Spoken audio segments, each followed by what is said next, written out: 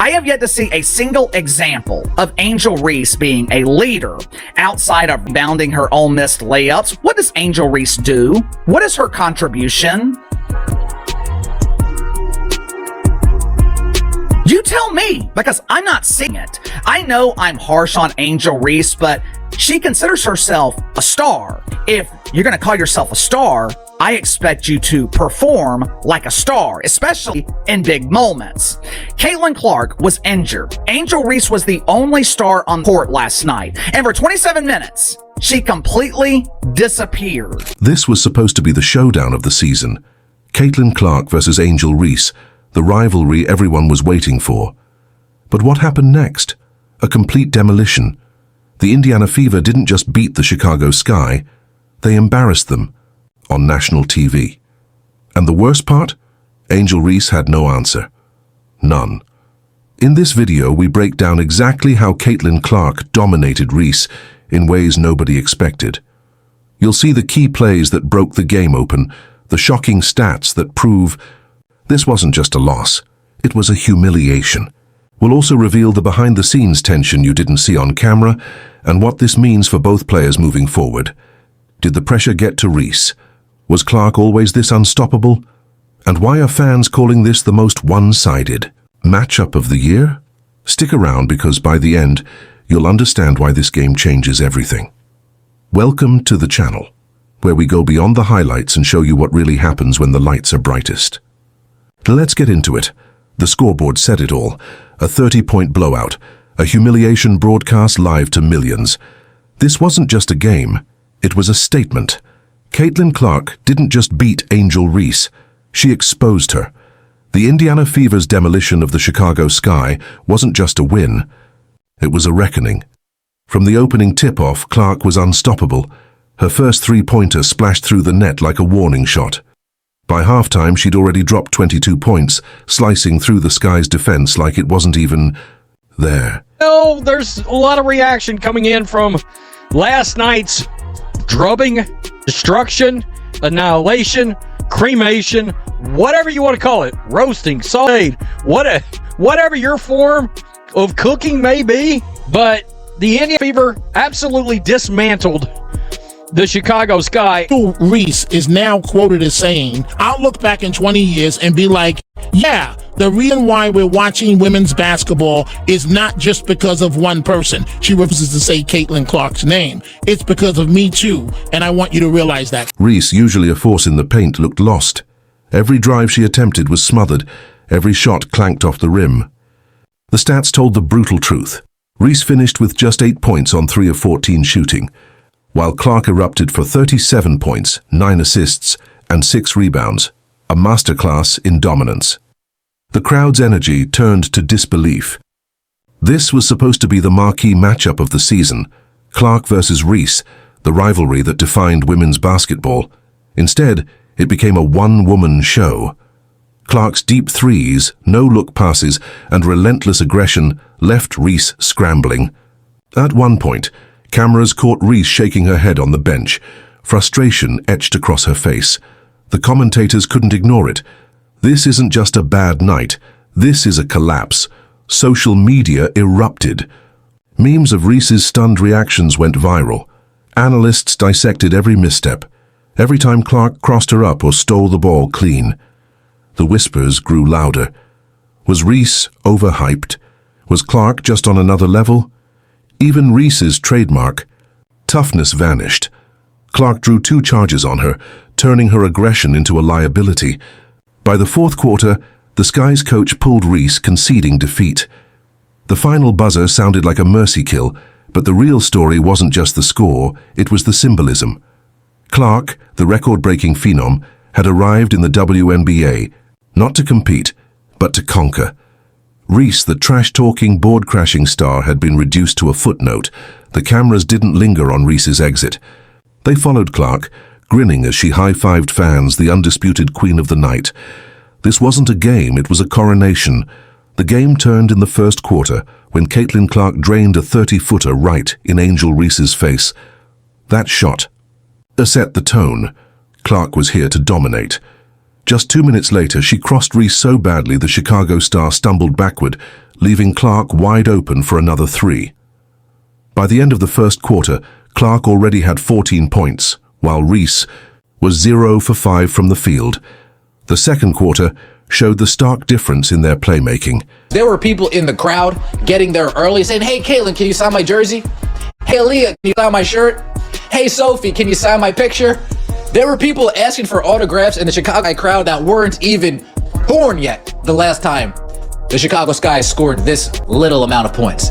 There were people in the crowd who weren't even a thought in their parents' minds at the time that the Chicago Sky last scored. It is 52 points, the lowest point total since 2011. Clark dished out 4 assists in just 6 minutes, including a no-look pass that became an instant highlight.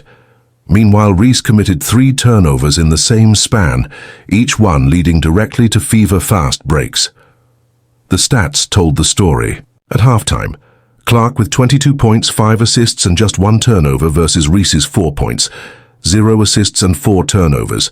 Indiana's team chemistry crushed Chicago's disjointed effort. When Clark got double-teamed in the third quarter, her teammates consistently knocked down open shots. The Fever's ball movement created wide-open looks all night. They finished with 28 assists on 38 made baskets. Chicago's defense, normally anchored by Reese, looked completely lost as Indiana ran the same pick-and-roll play for 3 straight easy buckets. The defining sequence came late in the third. Clark blocked Reese's layup attempt, then sprinted down court for a transition 3. On the next possession, she stole Reese's entry pass and fired a 70-foot outlet for an easy layup. The back-to-back plays put Indiana up by 28 and sent Reese to the bench for good. Clark's complete control of the game showed in every category. She finished with 37 points on 12 of 20 shooting, 7 of 12 from 3, 9 assists and just 2 turnovers. Reese's final line, 8 points on 3 of 14 shooting, 0 assists and 5 turnovers, was her worst as a pro. The Fever's plus 32 advantage when Clark was on the court demonstrated how she orchestrated the entire blowout. Chicago's defense, which had been top 5 in the league, gave up a season-high 102 points. Indiana's ball movement created open shots all night, with 5 players scoring in double figures. Every time Chicago tried to make a run, Clark had an answer, whether it was a step-back 3, a perfect pocket pass, or a defensive play that ignited the break. The Fever didn't just beat the Sky, they exposed them. The broadcast crew couldn't hide their shock as Caitlin Clark's dominance unfolded in real time. ABC's lead commentator gasped after Clark's third straight three-pointer in the first quarter, calling it a statement. Matter of fact, this might have been the first WNBA game broadcast on CSN prime time. If it's not the first, it's one of very few. This was a big moment. I'm sure the WNBA would call it historic. Angel Reese playing in an NBA arena in prime time on network television on Saturday night. Outside of regular season baseball, maybe the College World Series, there was no competition on television. The eyes of the sports world were focused on Angel Reese and the WNBA. Angel Reese once again proved why no one is watching her. She's not just playing, she's dismantling Reese's defense. By halftime, with Clark already at 22 points and Reese struggling to score, the tone shifted from analysis to disbelief. This isn't a rivalry tonight. It's a clinic, one analyst noted, while another pointed out Reese's body language. She's frustrated and Clark's feeding off it. The turning point came when Clark blocked Reese's layup and sprinted down court for a transition 3. The play-by-play announcer yelled, "That's humiliation in real time," as the replay showed Reese slamming the ball in frustration. The booth replayed Clark's no-look assist shortly after, with a commentator quipping, "Reese might need a map to keep up with Clark's vision tonight." When Reese was benched late in the third quarter, the broadcast lingered on Clark grinning at the Fever bench, a shot that went viral minutes later. Social media erupted faster than the Fever's lead. Memes of Reese's stunned face during Clark's step-back threes flooded Twitter X with one post, Angel Reese checking her pulse after that crossover, racking up 50K likes in an hour. Debates. raged about whether the rivalry was overhyped, with ESPN's First Take clips arguing both sides. Stephen A. Smith's segment calling Reese exposed defensively drew backlash from Sky fans, while Clark stans reposted her stats with captions like, "Roy versus Roy? More like GOAT versus GOAT." The WNBA's official Twitter feed unintentionally fueled the fire by highlighting Clark's triple-double with a clip of Reese's missed layup, sparking 12K quote tweets accusing the league of bias. Meanwhile, TikTok edits set Clark's highlights to Another One Bites the Dust amassed millions of views, and Reese's post-game interview, where she tersely called it a basketball play, became a meme template for failure. Even non-sports accounts joined in. A viral tweet comparing Clark's performance to bringing a flamethrower to a water gun fight was shared by LeBron James. The broadcast's most telling moment came when Mike's caught a courtside fan yelling, What an outfit Angel Reese was rocking. She put a lot of time, a lot of effort into making sure her ensemble was on point. Are my boots matching my jacket? Are my gloves matching my hat? Angel Reese put in tons of time for this outfit, which begs the question, does Angel Reese put in more time in her outfits for the pre-game catwalk, or does she put in more time to actually get better at a game of basketball? "Take her out the game," as Reese airballed a free throw. The commentators went silent, but the internet didn't. Caitlin Clark's demolition of Angel Reese wasn't just another win. It was a career-defining performance that cements her as the WNBA's next superstar. League executives are already whispering about Clark potentially drawing Jordan-level interest to women's basketball, with her jersey sales reportedly spiking 300% after the game. Veteran players who once questioned whether her college dominance would translate to the pros are now comparing her court vision to Sue Bird and her scoring mentality to Diana Taurasi. When a rookie puts up 37 points against an all-star defender like Reese, while making it look effortless, it stops being hype and starts being legend. The national media coverage has shifted overnight. No more promising rookie tags, just flat out acknowledgement that Clark is must-see basketball.